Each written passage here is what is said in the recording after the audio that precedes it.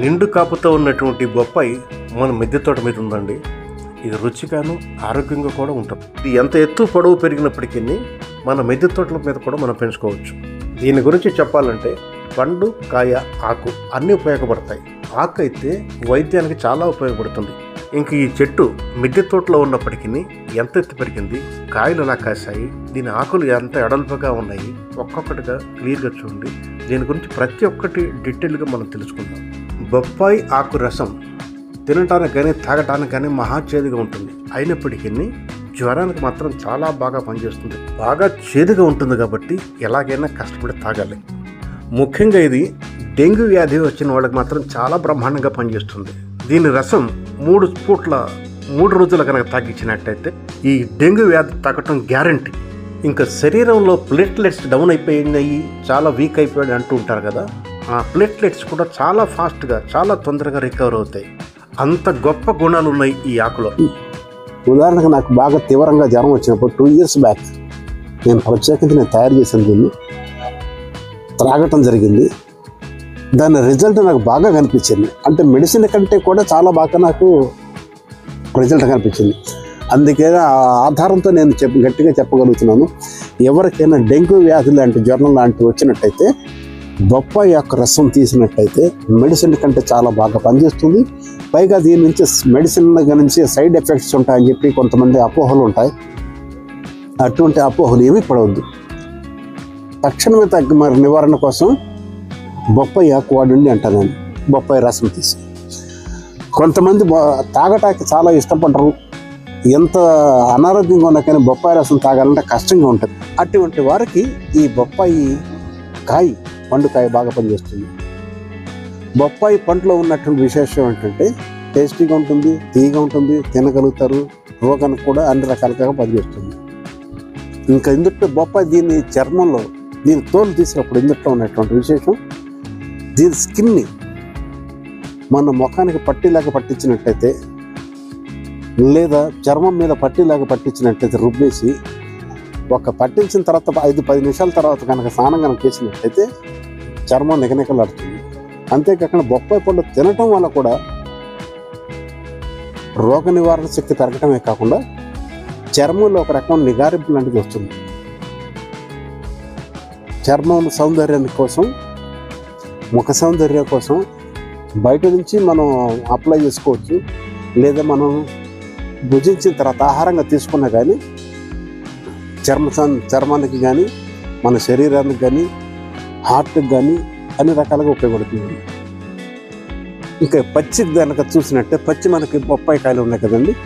ఈ పచ్చి బొప్పాయి కాయల్లో విశేషం ఏంటంటే మామూలుగా మన సొరకాయలు వండుకున్నట్టు కానీ దీన్ని కూడా కూరగా కూడా వండుకుంటారు. బొప్పాయి నుంచి పాలు తీస్తారు. కొంతమంది రైతులైతే ఈ పంటను పండించి కమర్షియల్గా లాభం పొందుతున్నారు, చాలా మేలు చేస్తున్నారు. ఇన్ని విశేషాలు ఉన్నటువంటి బొప్పాయిని అందరూ గార్డెన్లో పెంచుకోండి. ఒకవేళ గార్డెన్ లేకపోతే ఇట్లా మడులు కట్టించి మిద్దె తోట పైన ఈ రకంగా మిద్దె తోటలో మడులు కట్టించి పెంచుకున్నా కానీ బాగానే పనిచేస్తుంది, బాగానే పెరుగుతాయి. ఉదాహరణకి దానికి కూడా ఇదే ఉదాహరణ, మడిపైన ఉన్నటువంటి నా ఈ బొప్పాయి చెట్టు. దీని హైట్ చూడండి, మడి నుంచి 5 అడుగుల ఎత్తులో ఉంది. 5 అడుగుల నుంచి మంచి కాపు కూడా కాసింది. ఏ రకమైన అటువంటి దీనికి కెమికల్స్ ఇవ్వట్లేదు. చెక్క ద్రావణము, చెక్క పొడి, ఎండిపోయినటువంటి ఆవు పేడ మాత్రం దీనికి వాడటం జరిగింది. ఇక బొప్పాయి చెట్టుకి పెస్ట్ ఆశించడం అనేది చాలా అరుదు.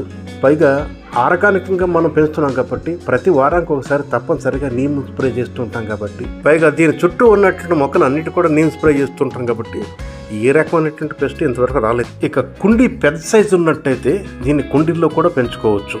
అందుకు తగినటువంటి మెన్యూర్ కనుక సాయిల్కి మిక్సప్ చేసి మెన్యూర్ వేస్తే అప్పుడు కూడా ఈ రకమైనటువంటి మన కాకులు తీసుకోవచ్చు.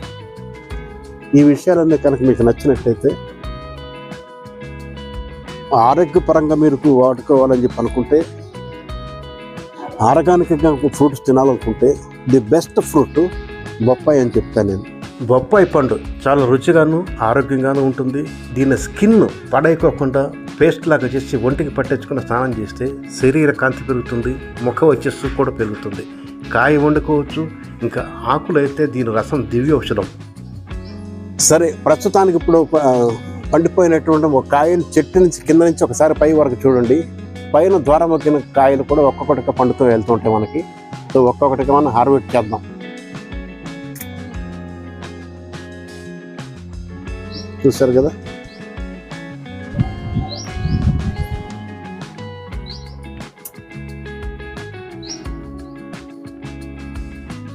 ఈ రకంగా సగం పండిన బొప్పాయిలు, పూర్తిగా పండిన బొప్పాయిలు, పచ్చిగన్న బొప్పాయిలు, పైన చూస్తే పిందెలు, ఆ పైన చూస్తే పూలు. దీనిని నిండైన బొప్పాయి చెట్టు అనొచ్చు మనం. పండుకాయ, దొరముక్కిన కాయ, పచ్చి బొప్పాకాయ, బొప్పాయి పిందెలు, పైన చూస్తే పూలు, వీటన్నిటిని కలిపి పూర్తిగా నిండు బొప్పాయి చెట్టు అని చెప్పనొచ్చు. ఇదండి ఈరోజు హార్వెస్ట్ చేసినటువంటి బొప్పాయిలు. చాలా బాగున్నాయి కదా. ఇలా చెట్టు పైనే పండిపోయిన తర్వాత హార్వెస్ట్ చేసుకోవటం ఒక అనుభూతి, ఆరోగ్యం, ఆ రుచే వేరు. ఇదండి ఈరోజు హార్వెస్ట్ చేసినటువంటి బొప్పాకాయలు. మిద్దె తోటలో బొప్పాయి అనే ఈ కాన్సెప్ట్ మీకు నచ్చినట్టయితే లైక్ చేయండి, షేర్ చేయండి, కామెంట్ చేయండి. కామెంట్ చేసేటప్పుడు మీ అభిప్రాయాన్ని, సూచనల్ని తప్పకుండా వ్రాయండి. వ్రాసేటప్పుడు మీరు ఏ ఊరి నుంచి వ్రాస్తున్నారో కూడా రాయండి. మరొక చక్కని కాన్సెప్ట్తో మంచి వీడియోతో మీ ముందుకు వస్తాను.